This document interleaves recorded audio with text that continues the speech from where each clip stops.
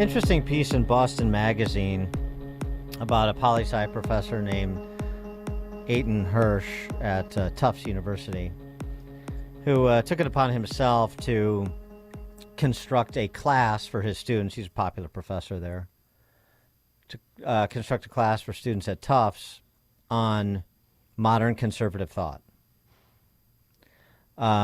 He ran this by the poli-sci department. They okayed it. They just said one thing to him, said, well, you're going to have to build this course from scratch because we don't know of any course like this in American colleges, universities today. No, of course you don't. And interestingly, Hirsch, who's probably center-right, does not include any sort of opposing viewpoints.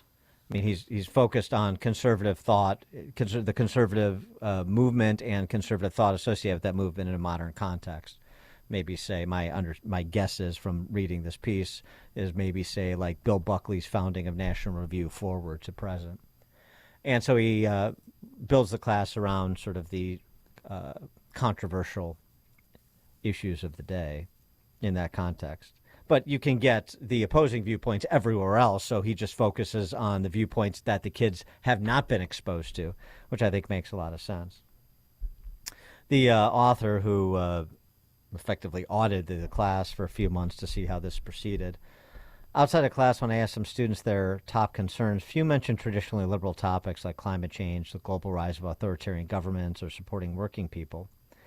Instead, they uniformly tell me they've arrived at Tufts with laser-like concern over rights, gay rights, trans rights, abortion rights. They believe more explicit rights will protect oppressed classes, which would go a long way toward making the United States a safer place for all people. So this is what you're dealing with. To borrow from Rush, minds full of mush. That's what this is. That's even at Tufts, which is a reputedly prestigious university.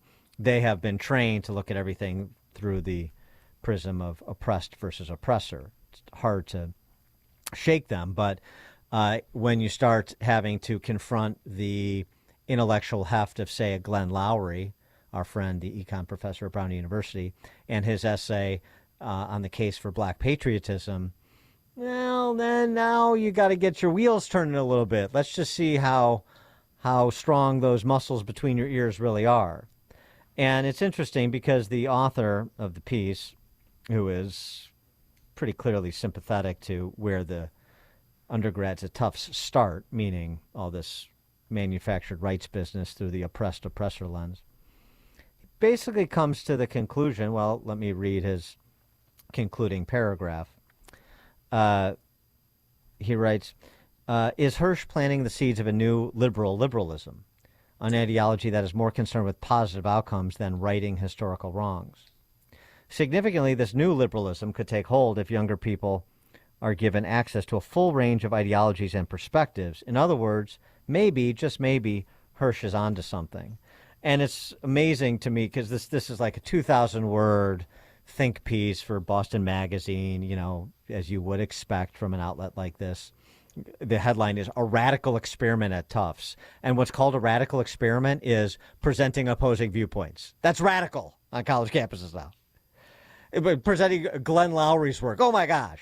Wow, you are really coloring outside the lines now. Boy, look at you. But it's indicative of how far academia has fallen when it comes to the idea that a campus should be a free marketplace of ideas. That actually putting meaning to that phrase at Tufts is so controversial. But all that said, I appreciate that Professor Hirsch designed the class and is making the effort. Perhaps it will spur others to do similarly. For more on this, and we'll level up and talk a little POTUS politics, please be joined by former Wisconsin governor and now the president and CEO of the Young America's Foundation. He is Scott Walker. Scott, thanks for joining us as always. Appreciate it. Hey, good morning. Great to be with you. You look for green shoots when you talk about what's happening on college campuses. Maybe this course at Tufts is one such green shoot?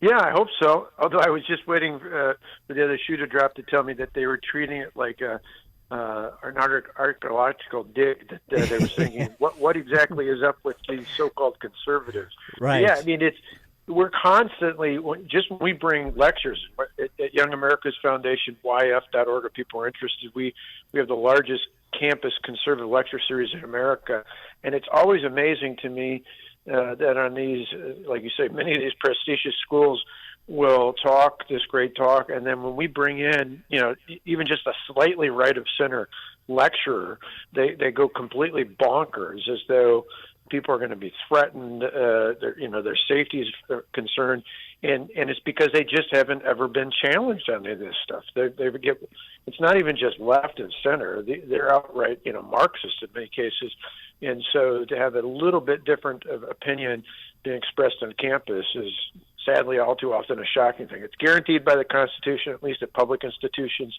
It should be revered at all colleges and universities. But no one wants their feelings hurt anymore.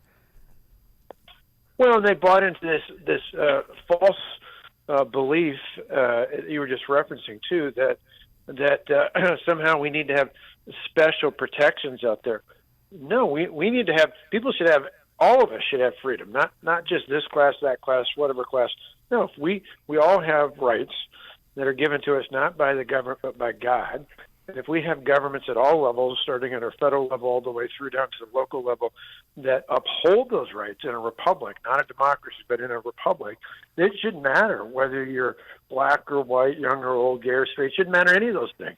In a society such as that, the one that our Declaration of Independence spelled out, that's when we're all protected, and then it's up to us to do what we want to do with that, the individual.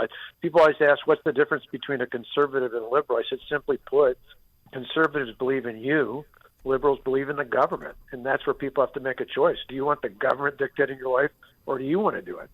Well, it's the reason that Professor Hirsch's course is important, and the new School for Civic Life that's being stood up at North Carolina, and these other one-offs, I have to say, but I mean, you have these kids at Tufts who've never been challenged until they took Hirsch's class, and then they go on to be like reporters for Politico, like, since you just mentioned the source of our rights, Heidi Prisbilla, who famously talked about white nationalists a few weeks ago, and you have to understand. I think it was on Morning Joe or some other ghastly show like that. You have to understand, there's these white nationalists. They believe, wait for it, they believe our rights come from God, not the government. I mean, this is somebody, she's saying this incredulously. She got an advanced degree from Michigan State University. And she clearly, the idea that our rights come from God, which is explicitly enshrined in our founding documents, clearly that is something she has never read, never contemplated, and never heard argued. Yeah, you're right. With North Carolina, you referenced that as well. North Carolina, there's a bill up that I actually think is a wonderful thing all across the country that said for every public institution of higher education, there was a statewide requirement that at least 3 credit hours for everyone who wants to graduate had to be in a course that taught, didn't even say how you had to teach it, just that it was taught, that included as a part of their lessons reading the Constitution, reading the Declaration of Independence, reading other important documents like the Emancipation Proclamation, the letter from Birmingham Jail, at least 5 of the Federalist Papers. You know what? Nearly 700 tenured professors at the University of North Carolina, Chapel Hill alone, wrote a letter in protest because they don't want students reading those things, because students might realize, hey, you know what? These founders, despite some of their personal flaws, were actually pretty brilliant. They spelled out something that was pretty remarkable. They want to be the conduit through which these young people get things. And that's where you end up with so-called experts not even getting that our founding is based on the principle that God, not the government, gives us those rights. I wanted to, by the way, there is this survey out that points to this conversation as well. We should incorporate that. We've seen a lot of evidence to suggest that these college campuses are places of particular intolerance, and that these kids that have been indoctrinated at totalitarian re-education camps at the K through 12 level are bringing that to college campus, including the most prestigious colleges, reputedly. but we find from a recent survey that there's actually a good bit of support for free speech and free thought among college students. I mean, it's still not where it should be, which is at 100%, but it's not. Maybe it's not as dire as sometimes we're led to believe. Yeah, I think there's waves out there, and as people see on the left and on the right, that if you take away the free ability, the ability in a free society to speak out, to say what you want to say, that's at risk whether you're on the right or the left. I think for a while there was this push, and there are still some out there that somehow think, that something I disagree with should somehow not be said because it's uncomfortable or uneasy. I think it's been eye-opening. Certainly, unfortunately, even though the survey shows better results among students, you still see the administrators, like we saw at Penn and Harvard and MIT and others out there, where on one hand they try and shut down speakers like ours at Young America's Foundation, while the flips and they say, well, that's not free speech. That's about protecting the feelings of certain groups that might be offended by this, versus say when Jewish students were literally targeted over the last few months on some of these campuses. Oh, we can't do anything about that because that's free speech. But I think the students are starting to get it. I think they're starting to see the extreme. I think things like Elon Musk taking over Twitter, now X, have helped tremendously, because if we just start leveling the playing field and people like him making the case that, free speech is actually a good thing, I think that has had an impact, and why you start to see the tide shift at least a little bit with younger people. We had this discussion earlier. I'd like you to weigh in on it. We're talking about Ronna McDaniel's very, very brief status as a NBC News contributor. 3 days. And I mean, I find Ronna McDaniel to be a woefully ineffective communicator. Both her performance on Meet the Press this past Sunday was more testimony to that. But the larger point is why? Why is Ronna McDaniel want to follow in the footsteps of Michael Steele?